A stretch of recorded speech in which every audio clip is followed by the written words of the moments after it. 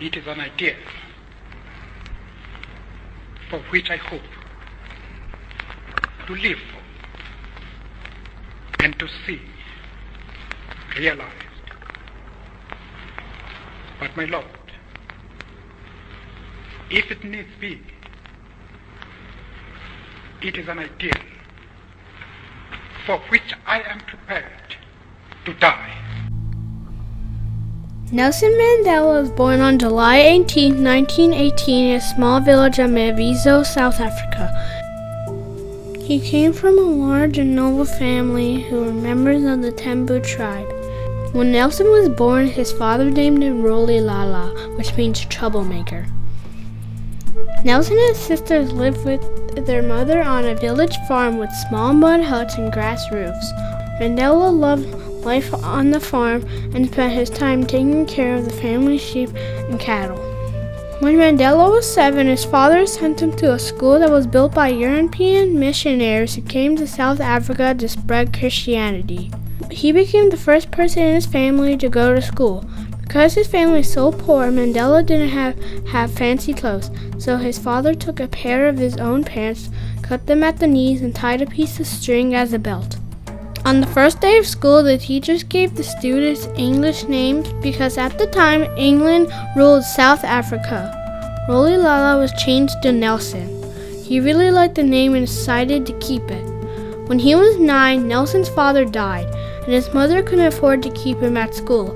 He went to live with his father's friend, Chief Jonji Taba, the ruler of the Tembu. He was a wealthy and powerful man. He owned a car and lived in a big house called the Great Palace. It was an exciting new life for Mandela. Jonji Taba and his wife welcomed Nelson into their royal family. They raised him as if he were their own child. Nelson referred to him as Uncle Jonji. Nelson shared a room with the chief's only son, Justice, and the two became like brothers. At age 16, Uncle Jonji sent Nelson to Clarkberry boarding school. In those days, many young people didn't finish school, but Uncle Jonji believed education was important. 3 years later, Mandela and Justice went to Herald Town, the largest African school in South Africa. This is where he finished his high school education.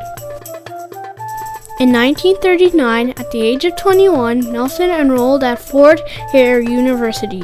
He made many new friends, including Oliver Tambo. Although he didn't know it at the time, he and Oliver were to become very important to each other. At school, Mandela was elected to the student council. Many of the students, including Mandela, refused to vote in a student election as protest to bad cafeteria food. Siding with the students, Mandela refused the position on student council. The school expelled him and Mandela ended up leaving without a degree. It was an early glimpse of the way Mandela was willing to stand up for what he believed. In 1941, Mandela and Justice returned to the Great Palace. Uncle Jonji had arranged marriages for both of them. They didn't want to get married, so they ran away to Johannesburg. The city was very large and different from Mandela. Justice stayed in Johannesburg for a while with Mandela, but after a few years, Uncle Jonji died and Justice returned home. Nelson met many new people and became good friends with Walter Sisulu. He was a political activist for the African National Congress, the ANC. This group fought for the rights of black people in South Africa. He helped Nelson get a job at a very large law firm. He then earned his bachelor's degree and enrolled in the city's university to study law. This is where Nelson was introduced to politics. In 1943, Mandela joined the ANC and then went on to form the ANC Youth League. They planned to get thousands of young black people to join. Their plan was to protest peacefully by marching through the streets in order to demand freedom.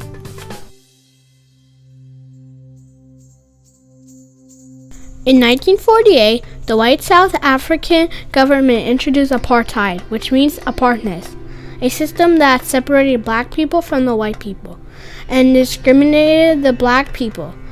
The government built separate schools, churches, and movie theaters for black and white people. There were even separate entrances to post offices and shops. All black people more than 16 years old had to carry a passbook showing who they were and where they worked and lived. If they were found without a passbook, they would be arrested and put in prison. In 1952, Nelson and the ANC led a protest called the Defiance Campaign, calling on black people to ignore whites only signs in post offices, shops, and trains. More than 8,000 people, including Nelson himself, were arrested, but the government didn't back down. Instead, they banned Nelson from attending ANC meetings and forced him to stay in Johannesburg. But Nelson was not about to give up. He was determined to do whatever he could to win equality. In 1954, the ANC set out leaflets asking Africans how they wanted to be ruled.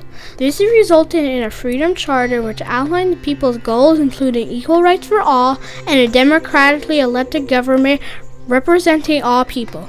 This brought together all the other organizations trying to make a free South Africa. Together they were called the Congress Alliance. The government saw the Congress Alliance as a threat and arrested 156 members, including Oliver, Walter, and Nelson. They were charged with treason and trying to overthrow the government. The penalty for this was death. The trial lasted 4 years, but luckily they were found not guilty. During this time, Nelson met and fell in love with his future wife, Winnie. She was a social worker and a member of the ANC. In 1958, they were married and later had 2 daughters.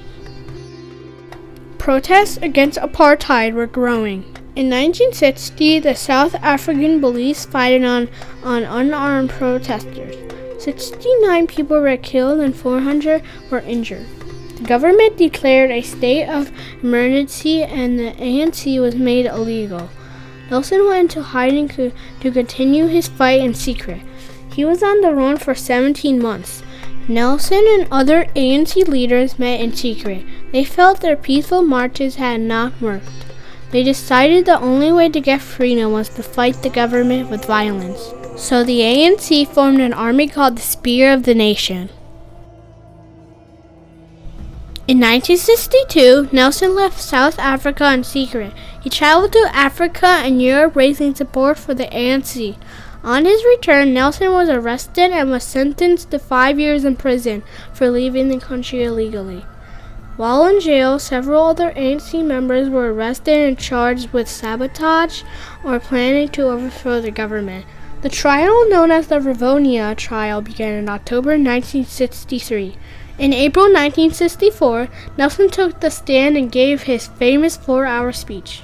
He told the court that he dedicated his life to the struggle for African people. He explained that the ANC was a peaceful organization, but because the government had banned it, they had no peaceful way to protest. He admitted his role in the protest and declared himself ready to die for what he believed. Mandela and 6 ANC members were sentenced to life in prison. They were taken to a prison called Robben Island, where life was very hard. Nelson's cell was so tiny that when he was lying down, his feet and hands could touch opposite walls. They were not allowed radios or newspapers. They were not allowed to talk. They had no clocks or watches. Nelson was rarely allowed visits from his wife Winnie or his children. Nelson did what he could to keep busy. He spent time studying and reading, exercising, playing tennis, and gardening. In 1975, Nelson began writing about his life. He wanted to tell the world his story and the story of apartheid in South Africa. In 1980, the ANC launched the Release Mandela campaign, asking people all over the world to pressure the South African government to release Nelson. In 1982, the government was not ready to release Nelson, but they moved him to Pollsmoor prison. Conditions here were much better. He had a bed and a bathroom. He was allowed to hug his wife, Winnie, for the first time in 21 years. In 1988, he was moved again to a house inside Victor Verster prison. The government continued to talk with Nelson, and in 1989, he met with President de Klerk to talk about a new South Africa. Things moved very quickly. In February 1990, the president then lifted the ban on the ANC. He announced the time for a negotiation had arrived. A few days later, on February 11th, after 27 years in prison, Nelson Mandela became a free man. He walked out of prison while holding his wife's hand. After his release, Nelson and President de Klerk worked together to form a new government and a new constitution. Nelson and de Klerk received a joint Nobel Peace Prize in 1993 for their work. On April 27, 1994, South Africa held its first truly free and democratic election. It was the first time ever for black people. Most thought of Nelson as a hero and wanted him as their leader. In May 1994, Nelson became South Africa's first black president. He was 75 years old. As president, Nelson had a lot of work to do. Apartheid had divided and damaged the country. The economy was bad and poverty was widespread. The first thing Nelson did was try to build unity. Over the next 5 years, Nelson worked to ensure good relations with the white community. He encouraged white businesses to stay and invest in the country. He improved South Africa's image worldwide. He met world leaders and invited them to see the new democratic South Africa. In 1999, Nelson stepped down as president, but he remained politically active. He fought for children's rights and continued to meet with world leaders, attended conferences, and received awards. He was democratic South Africa's greatest ambassador and was welcomed and respected wherever he went.